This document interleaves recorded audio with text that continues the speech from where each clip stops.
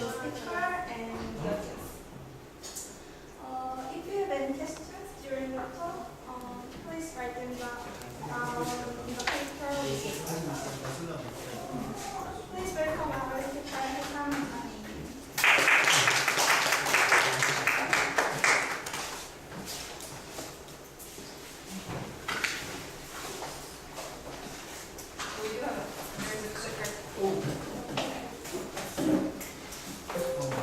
Cool. All right, thank you.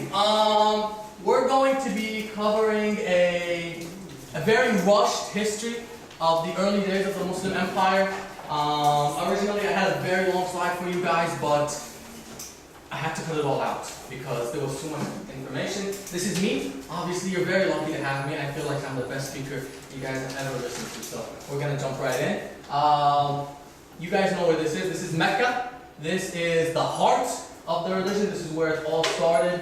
And at the center of Mecca, you find the great mosque, the Grand Mosque, in Arabic known as Al-Masjid al-Haram, or the Holy Mosque. Centered in the Grand Mosque is this little cube called the Kaaba, which actually is just the Arabic word for cube. And the Muslims believe that this cube was built by Abraham thousands and thousands of years ago as a shrine worshiping God. It symbolizes the unity of God, one God, and this was the first house built for God on earth according to Muslim traditions, and this is where most of the story is going to take place.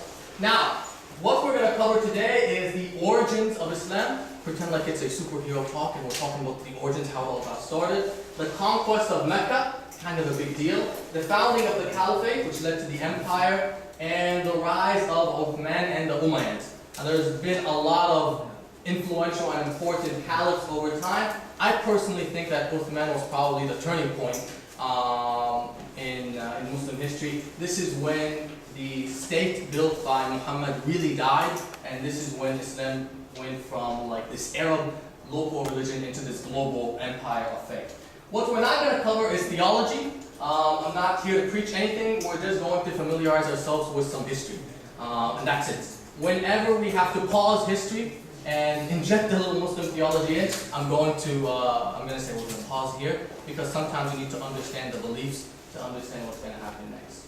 So, okay, the origins and early days of Islam. And if we're going to talk about the origins of Islam, we have to talk about the founder of Islam, Muhammad. Born Muhammad ibn Abdullah, that name just means Muhammad, son of Abdullah, that's his father. Although after he proclaimed to be a messenger of God, he adopted the title Muhammad Rasulullah. Rasul means messenger, Allah is the Arabic word for God. And this is a picture of Muhammad. A common misconception of Islam is that you're not allowed to show any images of Muhammad. That's not true. There have been thousands and thousands and thousands of paintings of Muhammad over time. And usually the one catches, they cover his face. So you can tell which one he is because he's got no face. And even in our modern times, we have movies coming out in Muslim countries where Muhammad, there's been an actor cast to play Muhammad, although they don't show his face. I forget the name of the title, but there is a movie coming out in Iran where they have cast an actor to play the role of Muhammad, although they will not show his face. And if there's one country that's not going to do something that's banned in Islam, it's probably going to be Iran. This image is actually very important, and we're going to come back to it a little bit later, because this is the conquest of Mecca. Now, a little background information about him. He was born in Mecca in the year 570 to Abdullah, we talked about that, and Amina. His mother's name was Amina, and she actually was not from Mecca. She was from Yathrib, which is a very important confederation, because he actually moved his religion to that confederation later on in his life. He was born into the Quraysh tribe. They were the most powerful tribe in Arabia at that time, which was fortunate for him as he quickly became an orphan. His father died while he was still in his mother's womb, and his mother died while returning from Yathrib at the age of 6. So luckily for him, he came from a very powerful tribe, which meant he didn't have to starve when he became an orphan.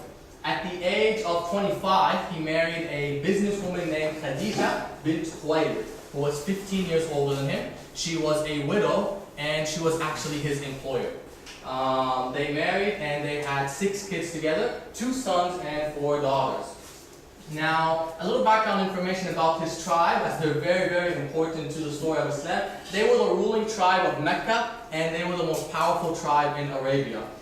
They ruled via council. They didn't have one clan that actually ruled over all of Mecca. They ruled via council, and the chair of the council would move around among the three largest clans, who were the Umayyads, the Hashemites, and the Makhzumis. And Muhammad was actually born into the Hashemite clan, which was one of the major clans of Quraysh. So, this is actually the Hawk of Quraysh, and this is a modern adaptation of the Hawk of Quraysh. It's used as a symbol of Arab nationalism today. It's the coat of arms of Kuwait, the United Arab Emirates, Syria, and it previously represented Egypt, Libya, and the Federation of Arab States. This current version of it is actually in use by Bashar al-Assad's government in Syria. So, Muhammad actually had a very good relationship with the council. He was a very gifted arbitrator, and he had a good reputation as a fair mediator, so they would often bring him in whenever they couldn't agree on certain issues. So he had a good relationship with the council, and his uncle was actually the chair of the council when he started proclaiming to be a prophet of God. But despite having a good relationship with the council, he wasn't happy with what they were doing. He was upset with the state of Mecca, and he thought that the city was unjust, he thought it was corrupt, and as he got older, he would isolate himself from Mecca.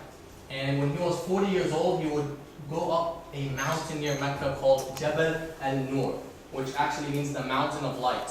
And he would go inside a cave and meditate for days, with his wife bringing him food and water. And this is where the story of Islam begins, and here is where we have to pause history for a little bit.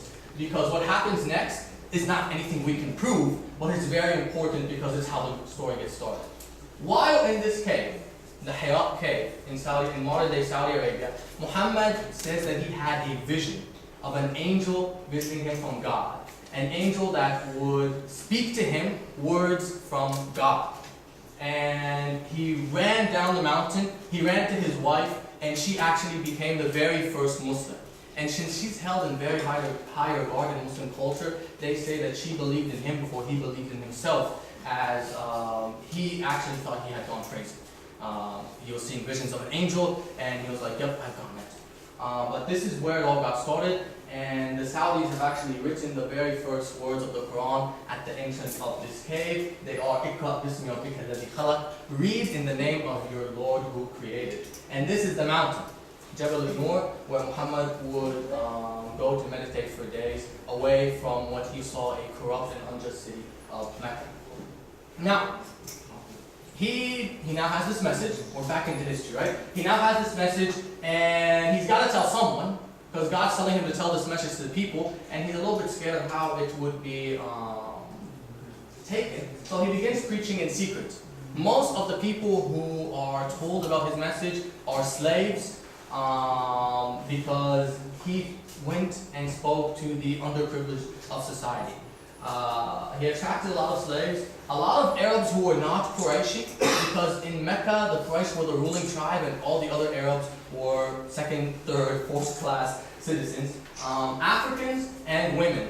And actually the main, the earliest converts could fit into several of these categories. Bilal, who was the first person to ever call the Muslim call to prayer, he was an African slave. Sumayya, who was the first person who was ever murdered, because she said she was Muslim. She was a non-Qurayshi Arab, she was a woman. And so these were the people that he attracted, with very few exceptions, like Uthman, who we mentioned earlier and who we will talk about later. Now the council knew that something was going on. They would hear whispers of what Muhammad was doing, but for the most part, they left him alone. They had a good relationship with him, and they kind of saw Islam as a fad. You know, the lower classes would take it up, and then it would die away. But the thing is, it didn't really die away, did it? Or else we would not be here.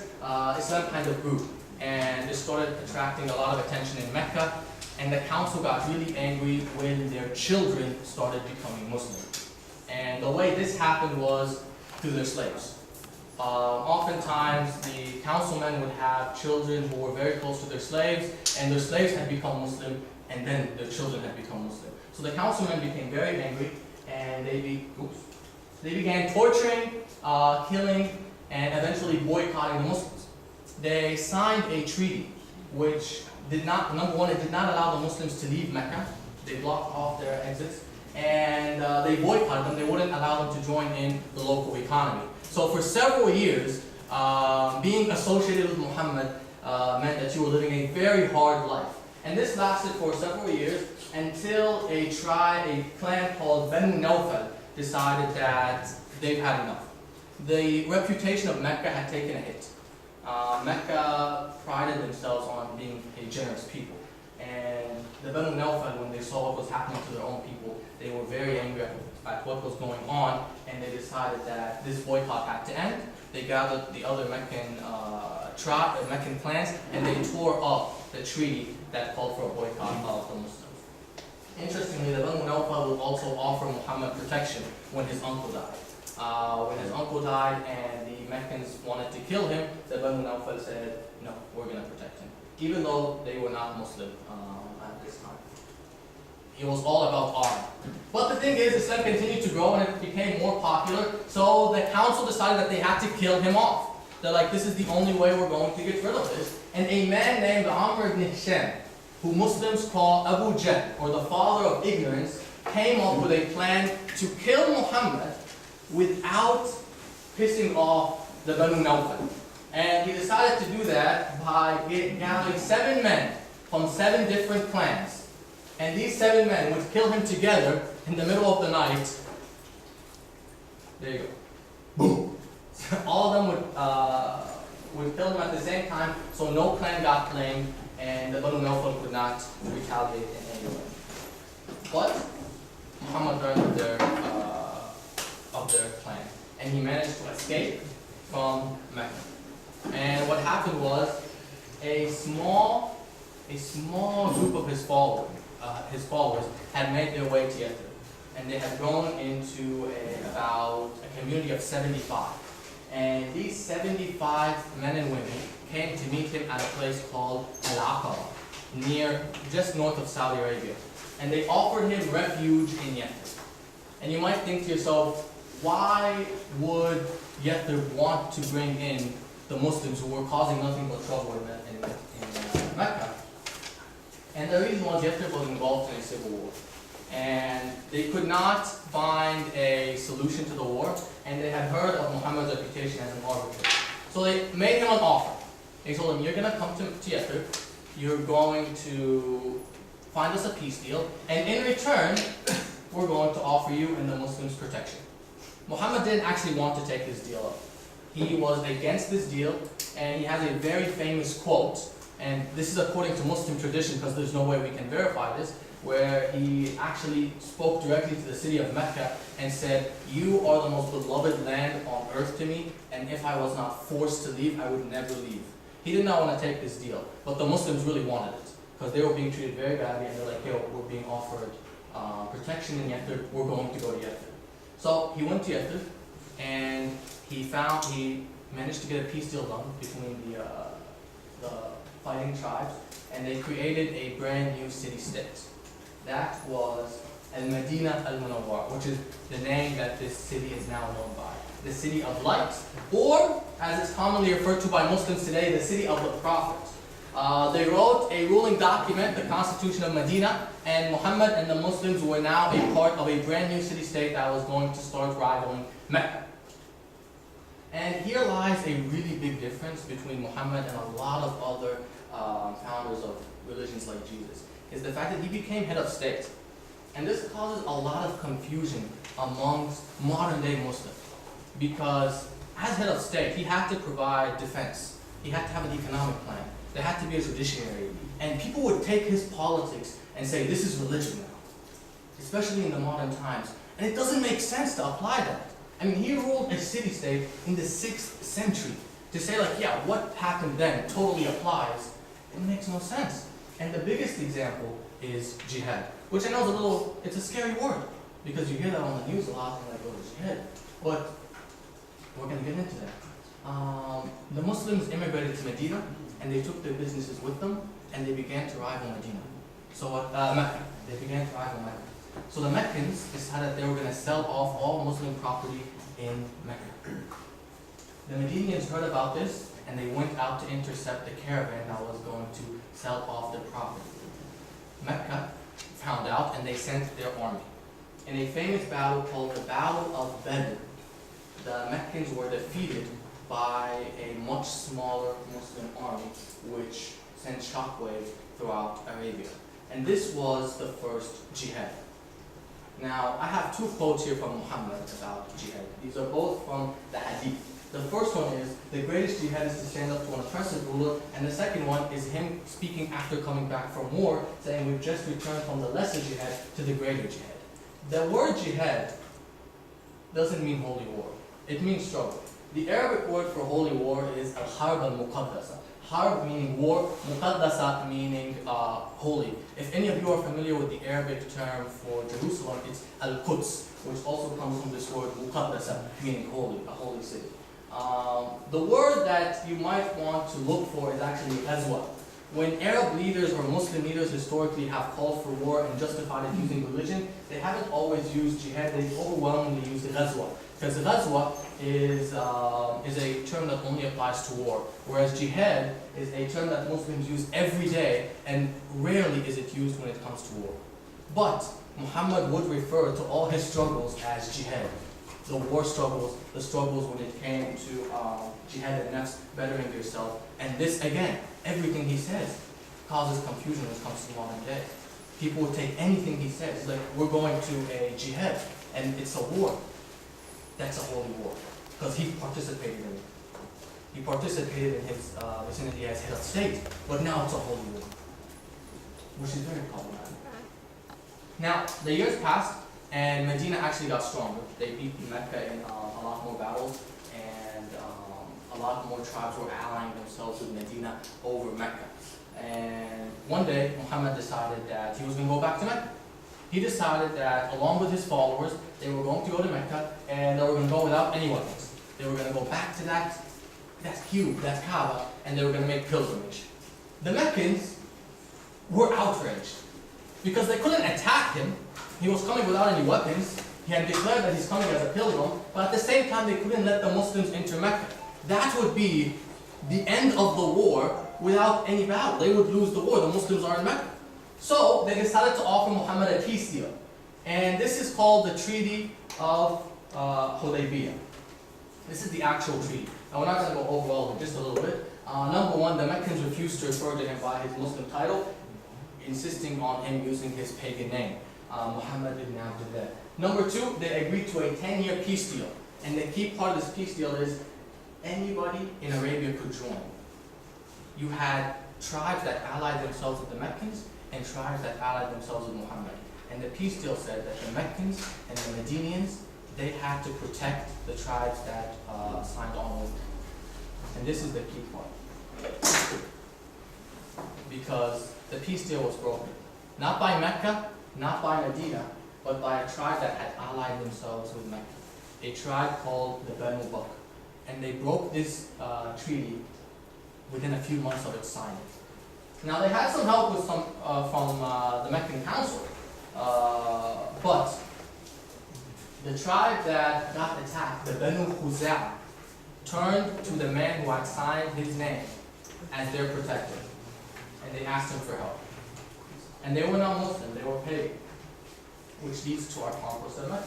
But, quick review. Muhammad is born in Mecca in the year 570. At the age of 40, he begins preaching a brand new religion, challenging the Meccan status quo. His followers are tortured, boycotted, and they're forced out of the city.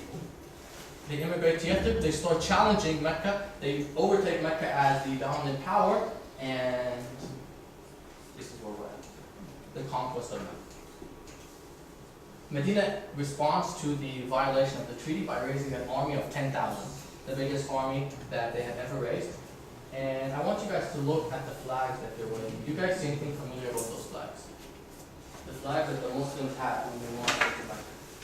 Do they look familiar in any way? Those are the flags used by ISIS, Al-Qaeda, Shabab, and any other terrorist organization you can imagine. That's where the inspiration for these designs come from. Now the actual flag of Medina is this white flag. Medina had a white banner. The black banner, the infamous black banner that you see ISIS and Al-Qaeda waving, that was the personal banner of Muhammad. Whenever the army was marching out, they would always identify his location with a black banner. The state had a white banner, and his personal banner was the black banner. And this is actually an image. I believe this is, I think this is Ottoman, but I could be wrong. Depicting the conquest of Mecca. The Muslims entered Mecca without a fight. A few council members killed some Muslim soldiers, but the Muslims let them go because they did not want to spill any blood on their special day. And Muhammad made his way to the Kaaba, and he called the Quraysh, his tribe, to him. Now he found himself in an interesting position because he conquered Mecca because they had violated the treaty. And under Arab law, that means they're going to either be enslaved or executed. That's what the Quraysh were preparing for. That's what the tribe that got attacked were expecting. But had he actually done that, he would have probably lost his entire following, because he finds himself in this middle ground between pagan rituals and what he's been preaching. So, instead, he decides to kill all their gods. He goes to the Kaaba and he breaks all the idol gods surrounding the Kaaba. Which, number one, it made the Muslims happy because they got the Kaaba, and it made the Banu Khuzā happy because they saw the revenge on the gods as an even greater revenge than had he taken out the people of Mecca. So he led the people of Mecca. He told them there's not going to be any harm that's going to fall onto you. We're going to take out the gods. My people are happy. The Banu Khuzā are happy. You're happy because you're alive. And by doing that, he retook Mecca. He incorporated Mecca into his state, and a caliphate was born. Now, after his death, his close friend and his father-in-law, Abu Bakr Siddiq, was elected as his successor, as the first caliph. And immediately, the young state revolted against Abu Bakr. While there were a lot of tribes that had accepted Muhammad as leader, they did not accept Abu Bakr. He was seen as a much weaker leader. And Abu Bakr had to go to war. He went to war in a series of battles called the Ridda Wars, reuniting the caliphate.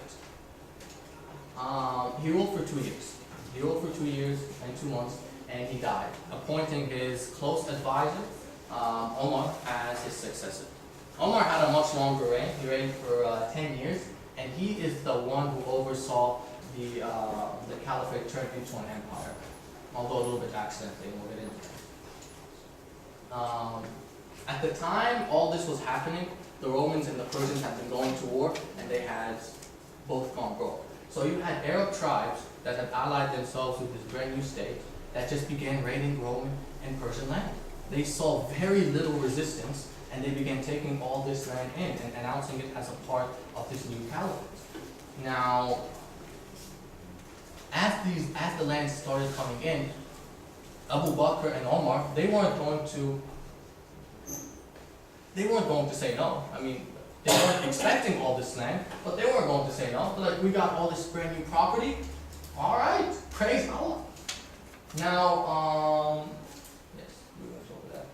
Now, as they started gaining more lands, their army started growing, and the Muslims actually started challenging the Persians and the Romans, actually taking territory like Syria, South Iran, Iraq. They started taking real land from the Persians and the Romans. And the best example, though, of an accidental empire is the conquest of Egypt. Because the Caliph had ordered that Egypt not be attacked. Egypt was under Roman rule, and the Caliph Umar said, we are not allowed to attack Egypt, but an Arab army that was based in Palestine at the time decided that the Roman defenses were weak, and they attacked Egypt anyway. What are you going to do? Your empire just doubled. It's not like you're going to punish the army that attacked, right? Now, Umar reigned for 10 years. He was assassinated while in prayer, and his death brought an end to the infancy of the Medinian state, because by the time he died, Medina was no longer just a state in Arabia. It was now in North Africa, in the Middle East, and in Iran. So you had Muhammad, the founder of the religion and the founder of the Medinian state, Abu Bakr, who was the first caliph, he ruled for 2 years, and Umar, who under him the empire, the state turned into an empire. And these are actually their graves. This is actually the tomb of Muhammad, which is in Medina. Abu Bakr and Omar. Both of them were buried right beside the founder of the religion. Which brings us to the last point. Oh, yes. Muhammad returned to Mecca, he forgave the city, Arabia was united, Abu Bakr was elected the first caliph, he fought against the rebellious tribe to keep the new state from breaking up. Omar turned the state into an empire, and he was assassinated and buried next to Muhammad and Abu Bakr at the permission of Abu Bakr's daughter, Aisha. And now we have Uthman, who in my opinion was the turning point for the Muslims. This is the grave of Uthman. It's not as fancy as the other two graves that you saw, and there's good reason for that. Uthman was elected from among 6 candidates as the successor to Omar. He was very different from the first 2 caliphs in that he inherited an empire. So right away, he saw the need for a much larger government than the one they had under Muhammad, under Abu Bakr, and under Omar. So what he decided to do was, while he focused on fixing the economic structures of the caliphate, he gave his tribe, the Umayyad tribe, full control over the military, over vast areas of the empire. He started appointing Umayyads to governorships all over the empire, and pretty quickly you saw a revival of a lot of the old pagan rivalries because the empire was falling into the hands of one family, and that was Uthman's family. Now his caliphate was very wealthy. It was very wealthy under him. He was a very successful caliph, which is why this is a little bit puzzling. The empire was very wealthy. It was at its healthiest it's ever been. But people were very angry because the Umayyads were in control of everything under Uthman. So he had a revolt. There was an actual revolt on his hands. A rebellion broke out from Egypt. 1,000 soldiers began to prepare for a march on Medina. And what ended up happening was Uthman's secretary, a man named Marwan ibn al-Hakim, wrote to the governor of Egypt telling him to kill the rebels. The problem is this letter was intercepted by the rebels, and assuming that Uthman wrote the letter, they decided they were going to kill Uthman instead.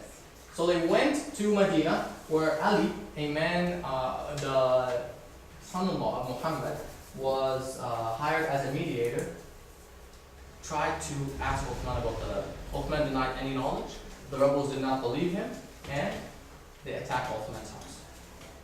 Uthman was killed, everything in his home was stolen, and they wouldn't allow him to be buried in a Muslim graveyard. When his family brought his body to the Muslim graveyard, the rebels wouldn't allow it. They had to bury him in the Jewish graveyard, although later the Umayyads would destroy the wall between the two, ensuring that their ancestor was buried in a Muslim graveyard, which is why he has such a very humble grave in comparison to the other caliphs. Now, Uthman's death left the empire in turmoil, and the man who was hired to be a mediator, Ali, was actually turned to lead the empire. And that is actually a picture of Ali. He is the only figure in Islam that all Muslim sects agree on. The Shias, they don't like Abu Bakr, they don't like Umar, they don't like Uthman. The Sunnis, they don't like a lot of the Shia imams. The one person they all agree on is Ali, and this is the tomb of Ali, a little bit fancier than that of Uthman's. Uthman kind of had a nastier ending than any of the other caliphs. The rebels turned to Ali, and they told him that he would be the new caliph, and he refused. So they made an announcement in Medina, and they said that the city had one day to elect a new caliph, or else they would make the decision for them. Medina elected Ali, and he refused once again, so they forced him on it by pledging their allegiance to him against his will. The reason he refused was he didn't want to be known as the caliph of the rebels. He didn't actually agree with what happened, and he was scared that his reign would be seen through what happened to Uthman. But at the end of the day, he was forced to be caliph, and he had to enter into talks with the Umayyads. The Umayyads at this point had been ruling most of the empire, thanks to the policies of Uthman. And they wanted Uthman avenged. When Ali did not kill the rebels, the Umayyads, with the help of the widow of Muhammad, went to war. In a battle known as the Battle of the Camel, Ali defeated the Umayyads and Muhammad's widow, and he had to move. He moved the capital of Medina to Iraq. He moved it to Iraq, but he also met his end in Iraq. 4 years later, he had a rebellion by a group known as the Kharijites. The Kharijites killed him, and this pretty much brought an end to any to the state that was built by Muhammad. Because at this point, the leader of the Umayyads, a man named Muawiyah, decided that he was going to become the new caliph.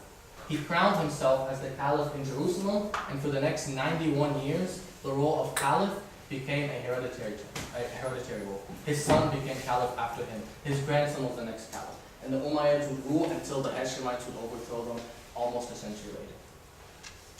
Now, you've seen a few things in this presentation that you might recognize from the news, like the flags or the terms. And the reason for this is because there's a crisis of identity among a lot of Muslims in the Middle East and in Africa. They believe that their culture, their identity is under threat because of globalization, because of American movies, because English and French are coming in.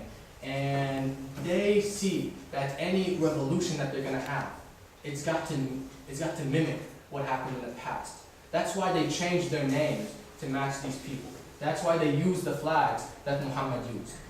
Even when Muhammad broke the gods in Mecca, he destroyed the idols in Mecca, that's what you saw ISIS doing in Iraq. When they went into Iraq, they started destroying any of the gods of Mesopotamia. They tried to mimic everything because they tried to create an emotional connection to that past, to Islamic history. And I'm done. That's all I got. I know that was a lot, but I actually cut out like 70% of what I have to say. I'm glad I got through it all. Thank you for listening.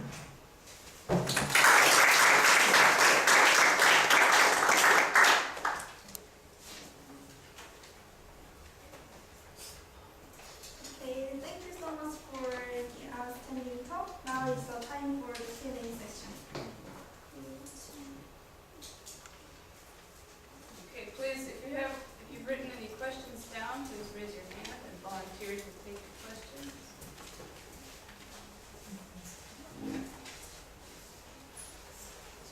If you don't have any written questions, you can also raise your hand to ask a question. Any written?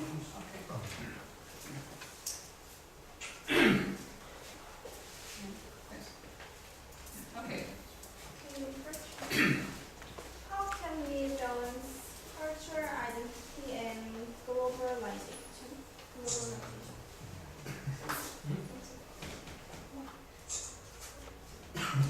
Well, I mean,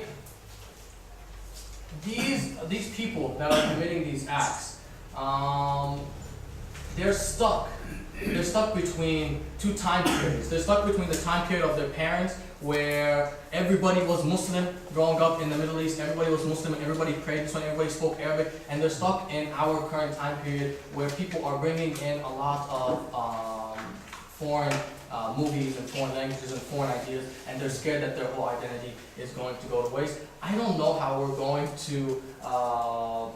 to beat these people except with better ideas. This is actually, I'm stealing this from Sam. We have to have better ideas, and then we have to prove to them that the mixing of cultures is not a bad thing, that you can learn more from somebody than from somebody who's different from you, that their culture and their way is not a threat to you. But you're stuck with these people who see everything else as wrong. If you're not Muslim, you're them. And then once you start entering into the Muslim camp, if you're not, let's say, Sunni, you're them. And once you start entering into the Sunni camp, if you're not from my part of Sunni, if you're not Wahhabi, you're them. I mean, you keep narrowing your circle until it's just you and a few other people. And that's where they're at. they're not buying into where their countries are. They're not buying into globalization.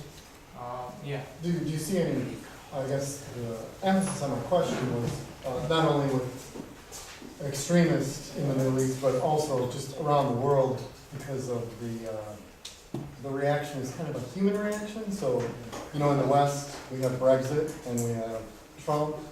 In Asia, there might be more nationalistic sentiments also. So, my question is not just directed towards what's going on in the Middle East, but, I think all around the world we want to protect our cultures, and we've got this kind of massive tidal wave of globalization that is kind of taking away our individual identity. So I almost see what's going on in the Middle East, even though it's more extreme, as kind of a human reaction to protect your identity and culture, whether you're Asian or Jewish or whatever.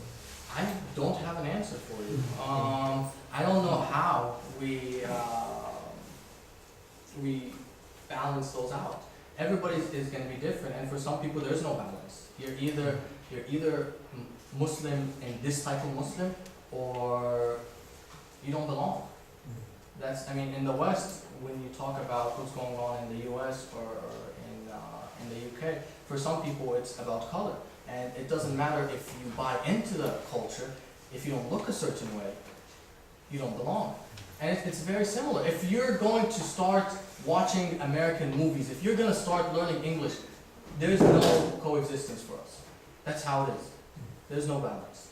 I think that's where they're at. For the rest of the people in the Middle East or in general, I don't think people have the same extreme reaction where they feel like watching some movies or learning a foreign language means they've lost their identity. They're no longer Korean or American. But I think for these people, they're past this point. There's no coexistence of ideas. Yeah.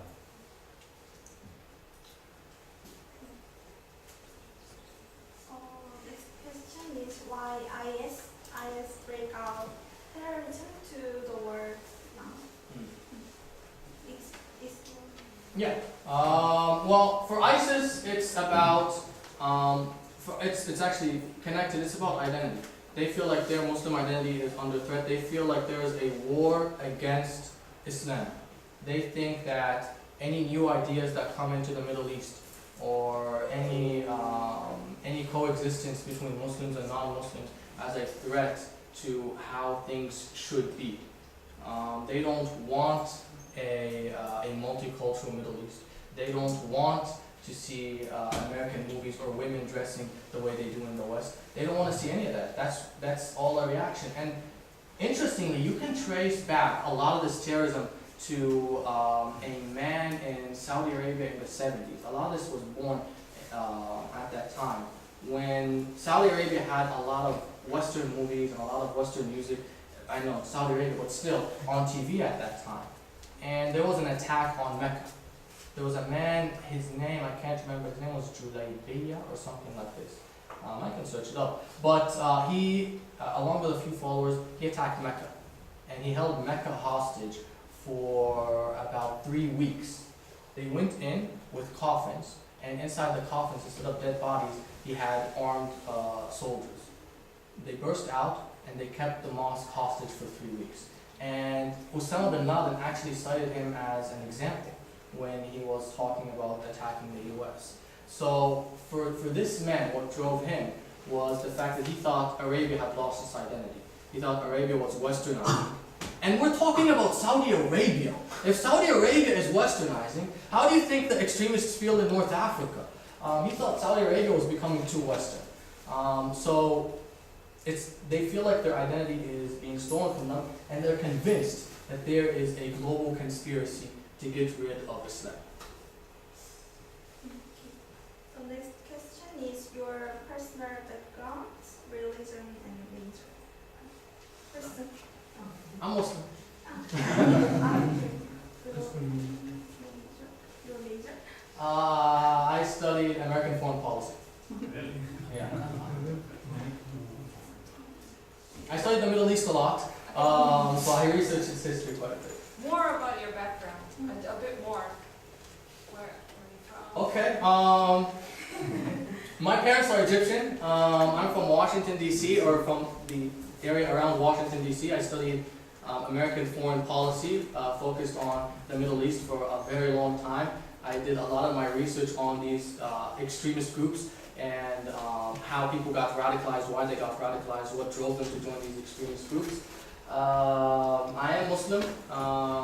It's something that I've struggled with at times, but I do identify as Muslim.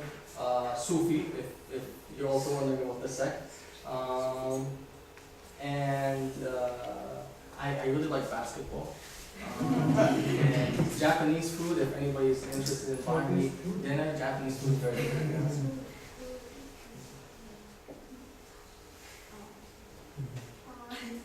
Do you expect Muslim terrorism in Korea in the future?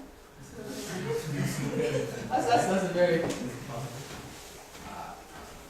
I don't know. I don't know how to predict that. I don't think so. I don't think Korea is doing anything to piss them off at the moment. I don't think they see Islam as under threat from the Koreans. So I hope not.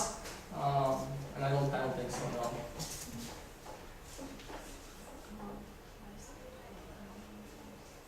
Why? I think you might have answered this a little bit, but maybe today, why is there fighting among Muslims? Among the Muslims? Like, there's a lot of fighting among Muslims, almost 2 billion of them. Are you talking about, who asked the question? Who asked, why is there fighting among Muslims? Alright, if you're talking about like the Sunni-Shia divide, that was originally in this, but I took it out. And that actually goes back to the Battle of the Camel, because that's where that specific sect was born, the Sunni-Shia divide. Shias are people who believe that Ali has a right to the leadership of the caliphate due to his bloodline. He was the son-in-law of Muhammad, he married his daughter, and they believe that he had a right to succeed Muhammad. And Sunnis reject that idea. So they've been fighting for years over this idea of whether or not Ali should have been the first caliph or not.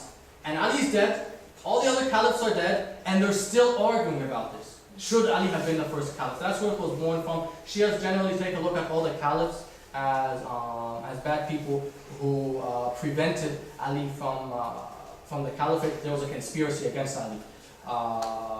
And from that, the Muslims have been divided. They've been fighting over it for a long time. Shias are mainly based in Iran, Azerbaijan, Lebanon, and Iraq. And Sunnis make up about 85% of the world's Muslim population.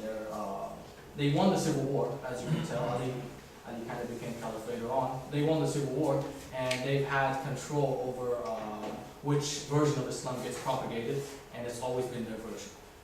Even most of the extremist groups tend to come from the Sunni side, although just by playing the numbers game, that makes a lot more sense. I have a question actually. First, what is the solution of this?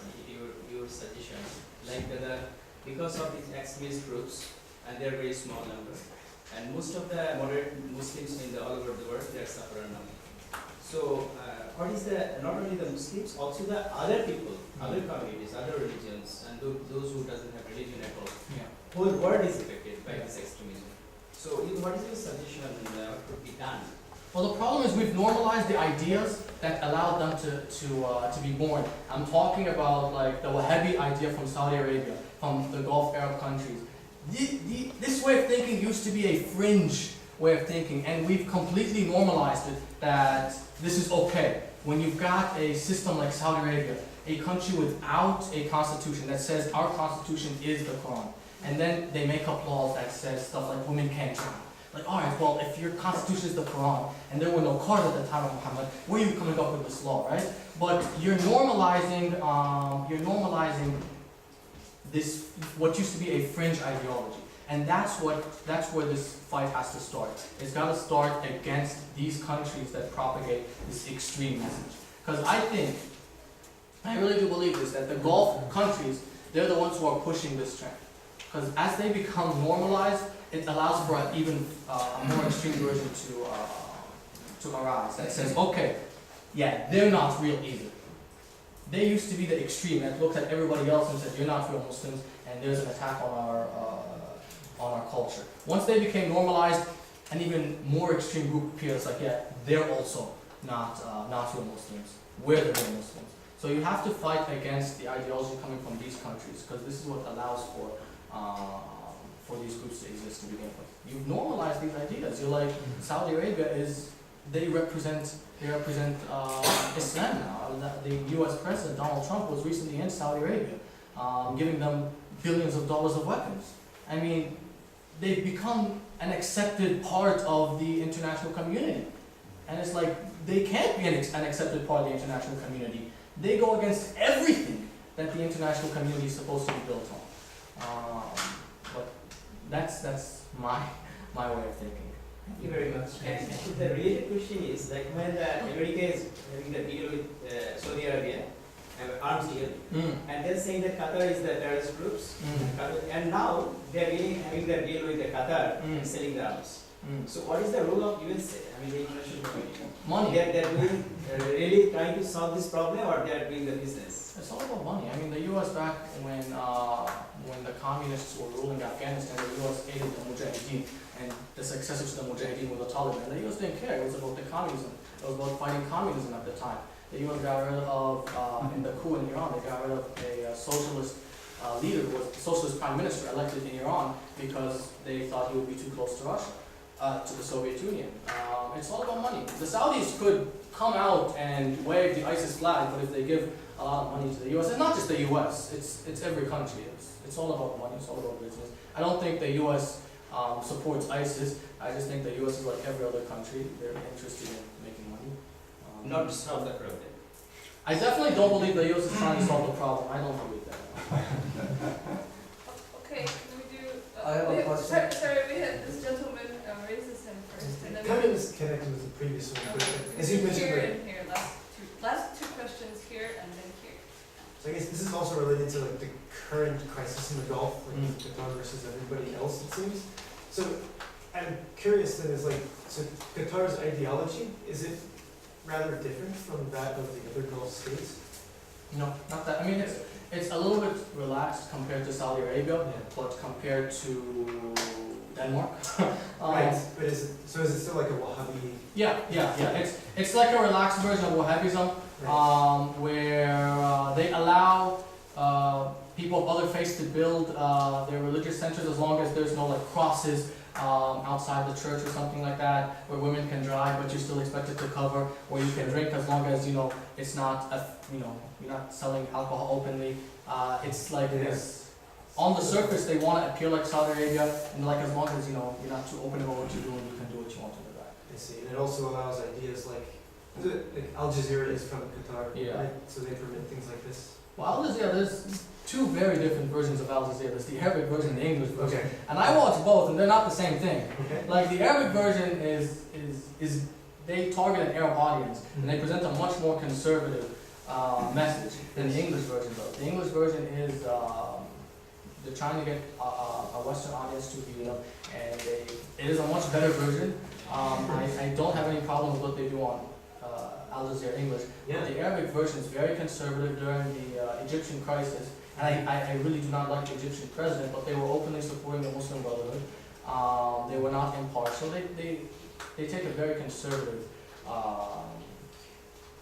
They present a very conservative side to every story. Yeah. It's two very different channels. That's very good to know. Thank you. Okay, we'll take one last question here, and then you can ask your questions. Yeah, Islamic State has been destroying the universal value for human race anywhere in the world.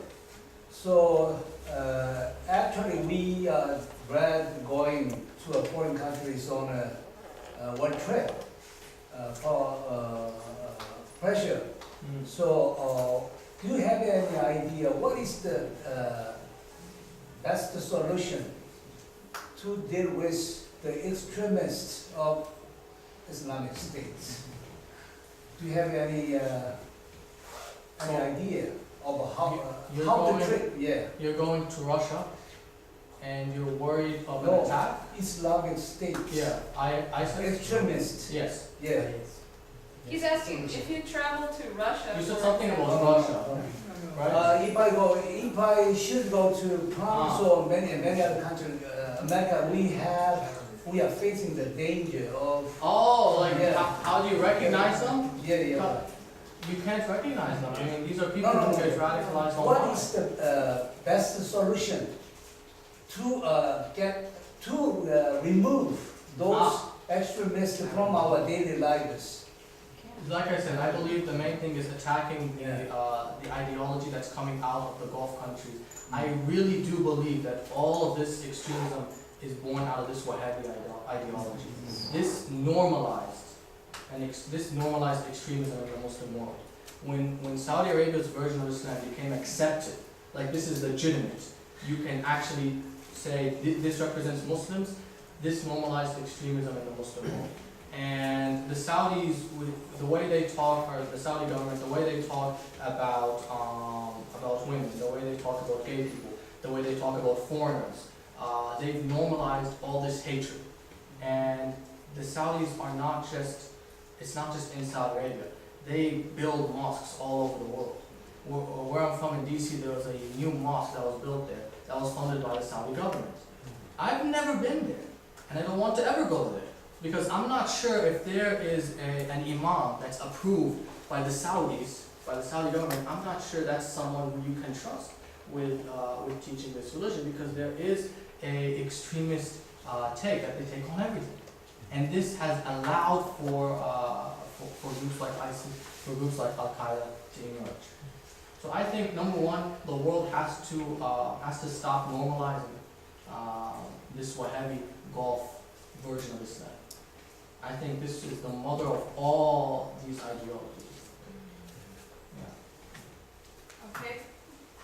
Okay, that will be our last question. Please feel free to stay after and ask Hesham questions one-on-one. Okay?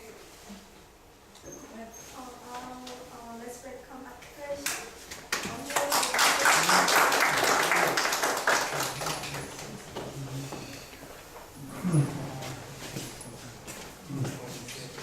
Even though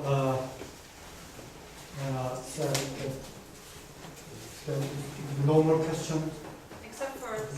Singh. I'm going to make the most of my privilege as a veteran and the presenter of the letter of appreciation. I'd like to give you some more questions. Like, for example, in Islam countries, they don't, you said that they do not want to accept multiculturalism. So, for example, in Malaysia, even though they are quite liberal Islamic country, still they do not allow their people to convert from Islam to other religions. Is it fair? Then, do you think it is okay? No, but I don't think that this particular issue, I don't think it's a Muslim issue alone, because I don't think any country in Africa, Muslim or Christian, would also be open to this. I think there's a lot of very reactionary views in Muslim countries that you also find in a lot of countries in Asia and Africa, where, for example, in the Central African Republic, the country has been gripped by anti-Muslim sentiment, where over the last couple of years you've seen public beheadings of Muslims. I think it's not fair. If you want to become any religion or you want to become an atheist, I think that's up to you. But I don't think that particular issue is a Muslim issue alone.